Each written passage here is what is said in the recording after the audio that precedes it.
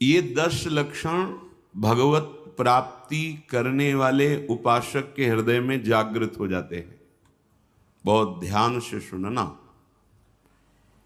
ये 10 लक्षण जब प्रकट होने लगे तो जान लेना कि अब हमारा परम सौभाग्य उदय होने जा रहा है। बस हम भगवत साक्षात्कार के नजदीक हैं। जब तक इन 10 लक्षणों में कमी दिखाई दे तो संभालो इन 10 लक्षणों को अपने जीवन में पक्का। इन 10 का पूर्ण होना मतलब भगवत साक्षात्कार होना। धृति क्षमा दमोस्तेयम शौचमिंद्री निग्रह धीर विद्या सत्यमक्रोधो दशकम धर्म लक्षणम। धृति सबसे पहला है। धृति किसी भी प्रकार का संकट, अपमान, विपरीतता, प्रतिकूलता, दुख आ जाए,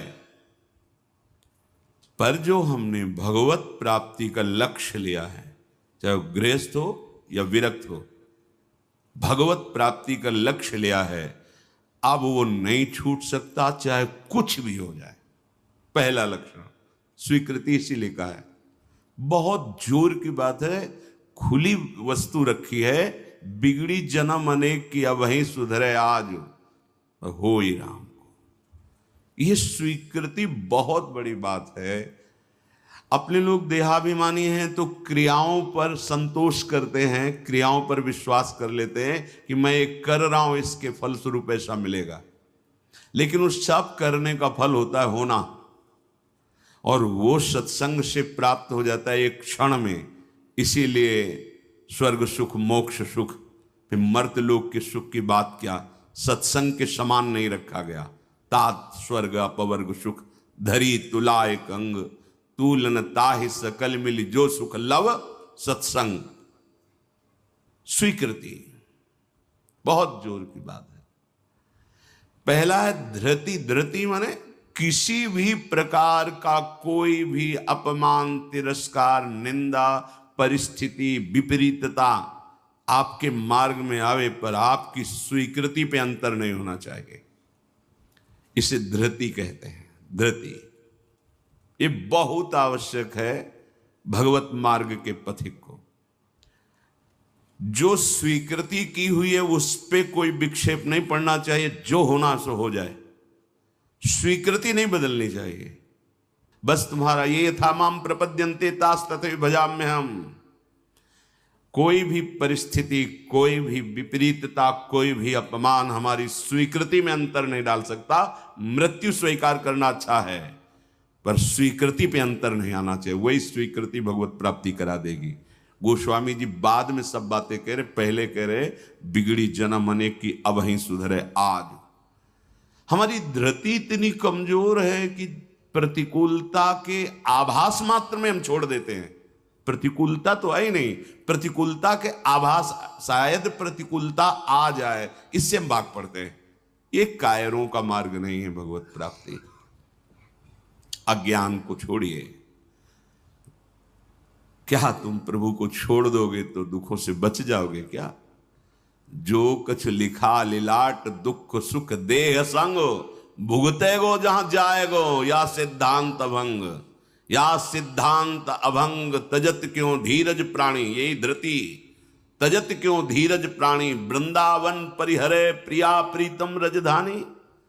स्वामिनी जी के महल को, स्वामिनी जी के चरण आश्रय को छोड़कर तुच्छ विषयों की तरफ कदम बढ़ा देना, स्वीकृति आपकी बहुत कमजोर है। बिगड़ जाएगा, ये जन्म बिगड़ जाएगा। पता नहीं किस युग में ये स्वीकृति का अवसर मिलेगा कि नहीं मिलेगा। कितना भी संकट आवे, धैर्य नहीं छोड़ना। सब कुछ सहना है, राधा राधा कहना है। नियम बना लो, जीत जाओगे। काल पर भी विजय प्राप्त कर लोगे। विश्वास करो, ये मंत्र मान लो, सब कुछ सहना है, राधा राधा कहना, राधा राधा। आपको सराहेंगे, आपको चाहेंगे, आप जो मर्जी आवे सो करो। सराहेंगे आपको, कोसेंगे नहीं, आपको सराहेंगे और आपको ही चाहेंगे। हम आपसे तन मन प्राण सर्वस्व समर्पित करके प्रेम करते हैं। ये प्रेम मार्ग की बात। भगवत प्राप्ति करना है तो पहली बात है ये धृति, ये धैर्य रखो। ये नहीं देखा जाता, धैर्य नहीं दिखाई देता, धैर्य नहीं। जरा सा विचलता हुई भाग पड़े। कहां भागोगे? जिधर भाग के जा रहे उधर तो विचलता का समुद्र है। यहां तो विचलता तुम्हें अविचल स्थिति प्रदान करने के लिए है। यहां का भय तुम्हें निर्भय पद प्रदान करने के लिए है। और इस भय को स्वीकार करके भाग रहे हो तो महाभयावह प्रवाह है संसार का, बहते चले जाओगे। अभय होए जो तुम्हें डेराई। धृति, जो धृतिवान है, लौकिक पारलौकिक सारी संपत्तियां उसके चरणों में झुकने लगती हैं। देख लो, शब्द पर ध्यान दो। जो धृतिवान है, धैर्यवान है, हर कष्ट सहता है, तो आगे जो मार्ग है बोले लौकिक और पारलौकिक सारी संपत्तियां उसके चरण चूमती हैं, क्योंकि वो धैर्यवान है। अगर धृति नहीं है तो परमार्थ का भेष भले हो, परमार्थ की स्थिति नहीं होगी। इसीलिए भगवान कपिल देव जी ने माता देवती जी से कहा, जो आसक्ति संसार के बंधन का कारण है, वही आसक्ति यदि महात्माओं के चरणों में हो जाए तो मोक्ष का खुला हुआ द्वार है। तो वो महात्मा कैसे होते? तो सबसे पहला शब्द था तितिक्षवः, मतलब महान सहनशील होते हैं संत जन। तितिक्षवः, यहां धृति, ऐसा धैर्य कि कोई भी विचलित ना कर सके। बहुत गंभीरता से, इसीलिए इसमें रुके हुए हैं। बहुत गंभीरता से पहला लक्षण है भगवत प्राप्ति का। जिसके अंदर ये 10 लक्षण आ गए तो भगवान प्रकाशित हो जाते हैं हृदय में, क्योंकि वही परम धर्म का स्वरूप है। भागवत धर्म में चलने वाले या कोई भी धर्म स्वीकार करे तो धृति जरूर आनी चाहिए। अगर धृति नहीं, आप पातिव्रत धर्म, एक पत्नी व्रत धर्म, जो जहां जिस धर्म में, तो उसको धैर्य धारण करना पड़ेगा। बिना धृति के धर्म का पालन नहीं होता। फिर ये तो परम धर्म, महाभागवत धर्म, प्रेम धर्म, इसमें तो कष्टों की परवाह करे तो योद्धा कैसा।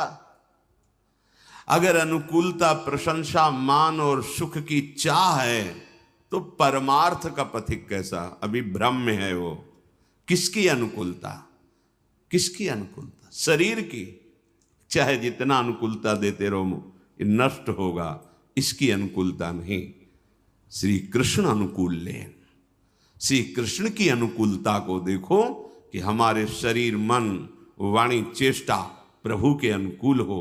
उसके लिए तुम धैर्यवान बनो। चाहे जितनी निंदा हो, अपमान हो, तिरस्कार हो, संकट आवे, विपत्ति आवे, परवाह नहीं। तो हर विपत्ति संपत्ति बन जाएगी। देख लेना, लिखा है कि जो धैर्यवान होकर परमार्थ में चलता है तो लौकिक और पारलौकिक सिद्धियां और सफलता उसके चरणों में आ जाती है। श्री राधा किंकरीणाम लुठति चरण यो रद्भुता सिद्ध कोटि, करोड़ों प्रकार के वैभव सिद्धियां उसके चरण दास्ता में आ जाती, हाथ जोड़े खड़ी रहती हैं जब सेवा की आज्ञा हो। दूसरी बात है, दूसरा लक्षण है क्षमा। अपने साथ कोई बुराई कर रहा है, भगवत प्राप्ति करनी तो संसारिक आदमी इन बातों को समझ भी नहीं सकता, क्योंकि उसका उद्देश्य अंतःकरण धर्म में अहम ममत्व स्थापित करके भोगों को भोगना और उसी में सुखी होना है। अभी अज्ञान है, वो नहीं समझ रहा। ये परमार्थ के पथिक की बात है। क्षमा, ये इसलिए बोला, वो सामने वाला हमको ऐसा बोलता है, हम चुप रहेंगे। कैसे चुप रह सकते हैं? सामने वाला कौन है? अगर तुम संसारी हो तो संसार है, और परमार्थिक हो तो तुम्हारा आराध्य देव है। तुम्हारी वही तत्व दृष्टि होनी चाहिए जिसकी प्राप्ति के लिए निकले हो। कब करोगे, किस जन्म में करोगे? अभी इसी क्षण से अभ्यास शुरू करो। क्षमा, अपने साथ बुराई करने वाले को दंड देने या दिलाने की पूरी शक्ति होने पर भी, दंड देने या दिलाने की आज्ञा करते ही विध्वंस मच जाएगा, ऐसा होने पर भी ना तो शरीर से दंड दे, ना वचन से दंड दे, ना किसी से प्रेरित करके दंड। हम तो नहीं करेंगे, पर तुम देखो, तुम हमारे शिष्य हो, हम तो सह गए, तुम्हें नहीं सहना चाहिए, जाओ। तो बात एक ही हो गई, बात एक ही हो गई। आप उसको दंड देना चाहते तो आपके अंदर क्षमा बल नहीं है। करत जे अनशहन निंदक तिनहु पे अनुग्रह। ना इस लोक में तुम्हें दंड मिलेगा और ना परलोक में दंड मिलेगा। मेरे अपमान, मेरे निरादर, मेरी निंदा, मेरे तिरस्कार का तुम्हें कहीं दंड ना मिले। तुम्हारी बुद्धि शुद्ध हो, स्वस्थ रहो और भगवान प्रसन्न हो। ये है परमार्थ के पथिक का हृदय। विचार करो, जो अनशहन करके निंदा कर रहा है, अपमान कर रहा है, तिरस्कार कर रहा है, उसके लिए ठाकुर हरिदास जी के कोड़े पे कोड़े वो बरसा रहे निर्दयी और कह रहे हरि बोल कहता है। तब ऐसी पीड़ा में भी मुस्कुरा के कहते हैं भगवान बड़े कृपालु हैं, तुम्हारा मंगल करेंगे, क्योंकि तुमने भी कहा हरि बोल। तो ये 2 अक्षर हरि नाम तुम्हारी जिह्वा पे आया, अब मुझे विश्वास हो गया कि भगवान तुम्हारा मंगल कर देंगे। ये है महाभागवत की स्थिति। कितना भी अपमान,